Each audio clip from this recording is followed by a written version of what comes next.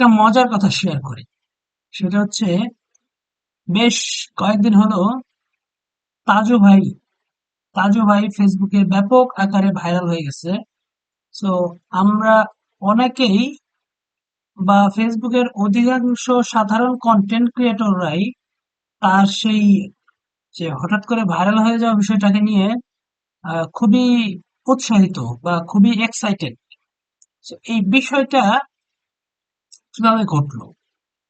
So এখানে কিছু basic একদম বেসিক কিছু রুলস বা সূত্র আছে যেগুলো আমরা সবাই জানি। আমাদের ম্যাক্সিমাম আমরা প্রায় 99.9% অথবা আমরা 100% বলতে পারি, আমরা সবাই জানি। যদি কেউ সুস্থ, স্বাভাবিক এবং একদম নর্মাল মাইন্ডের, ব্রেনের বা বিবেক বিবেচনার লোক হয়ে থাকে বা সাধারণ জ্ঞানটুকু যার, সাধারণ বিবেক বোধটুকু যার আছে, সেও এই বিষয়টা জানে যে কিভাবে সে এটা করলো। বাট তারপরেও আমাদের মনের মধ্যে অনেক কিউরিসিটি আসে যে হঠাৎ করে এই লোকটা এভাবে ভাইরাল হয়ে গেল। আমি এত চেষ্টা করতেছি, অমুক এত চেষ্টা করতেছে, এত রেগুলার পোস্ট করতেছি, বাট কেন আমারটা ভাইরাল হচ্ছে না, কেন অমুকেরটা ভাইরাল হচ্ছে না? হঠাৎ করে কেন এই লোকটা, যে কিনা ঠিক মতো কথা বলতে পারে না বা গুছিয়ে বা সুন্দর করে উপস্থাপন করতে পারে না, তার বিষয়টা কেন ভাইরাল হলো? সো এখানে ভাইরাল হওয়ার পিছনে বেশ কিছু কারণ আছে। তবে একদম বেসিক যেটা আমরা সবাই জানি, কিন্তু আমরা অধিকাংশই যারা মানে সফল হতে পারি না ফেসবুক থেকে বা হোয়াটএভার, আমরা ফেসবুক ফরগেট, যে কোনো জীবনে যে কোনো কাজের ক্ষেত্রে আমরা সফল হতে পারি না বা একদম লাস্ট মোমেন্ট পর্যন্ত পৌঁছাতে পারি না, একদম সর্বোচ্চ স্থানে পৌঁছাতেও আমরা ব্যর্থ হয়ে যাই, ফেল হই। এইটার বেসিক কারণটা হলো যে আমরা ধৈর্য হারায় ফেলি এবং একটা সফলতার যে মূল চাবিকাঠি সেটা হচ্ছে একটা, যে কোনো একটা কাজের পিছনে অনবরত এটা পিছনে লেগে থাকা। আপনি ফেল হবেন, আবার চেষ্টা করবেন, ফেল হবেন, আবার চেষ্টা করবেন, বা কন্টিনিউয়াস আপনি সেটা নিয়ম মাফিক, নিয়মিত, ধারাবাহিকভাবে সেটা করার চেষ্টা করতে থাকবেন। তাহলে এক সময় আপনি দেখবেন সেটা খুব ভালো একটা রেজাল্ট আপনি পাবেন।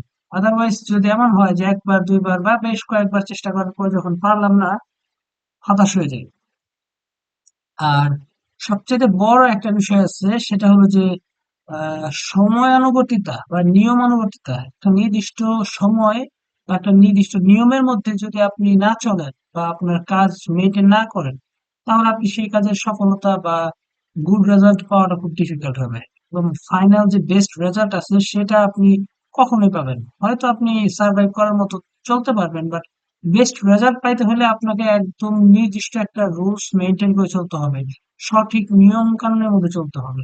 আমরা যেমন বই পুস্তকে ভাব সম্প্রসারণ করছিলাম যে সময় এবং স্রোত কারোর জন্য অপেক্ষা করে না। সময়ের কাজ সময়ে না করলে, অর্থাৎ সময়ের কাজ যদি আমরা সময়ে না করি, পরবর্তীতে অসময়ে করতে গেলে সেটা আরো ভয়াবহ আকারে এবং আরো বেশি জটিল এবং আরো বেশি বোঝা আকারে আমাদের বহন করতে হয়।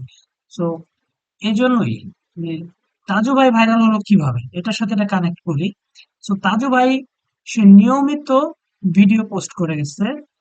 ইভেন সে জেনুইন কন্টেন্ট পোস্ট করছে, এমন না যে একজনের কন্টেন্ট নিয়ে সে জোড়াতালি দিয়া নিচে উপরে ছবি লাগায় জোড়াতালি দিয়া সে করে পোস্ট করছে, কিংবা এমনও না যে সে অন্যের কন্টেন্ট কপি করছে।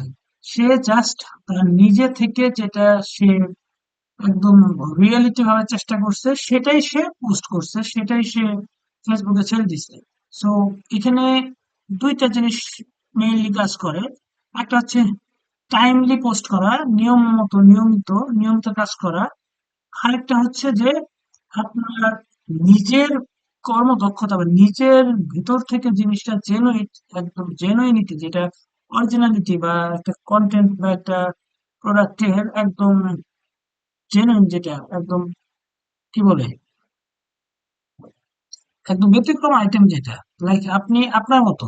আসলে আমরা কেউ কখনো কারোর মতো হতে পারি না, বাট আমরা চেষ্টা করি আরেকজন এটা ফলো করে সেটার মতো করার জন্য। বাট আপনি আপনার নিজস্বতা, স্বকীয়তা বজায় রাখার চেষ্টা করবেন, তখন দেখবেন এটা একটা ইউনিকনেসে চলে যাবে। তো তাজু ভাই কি করছে, তার পক্ষে যেভাবে সম্ভব সে যেভাবে পারে সেইভাবেই এবং একটা নির্দিষ্ট সুন্দরভাবে গুছিয়ে সে করার চেষ্টা করছে।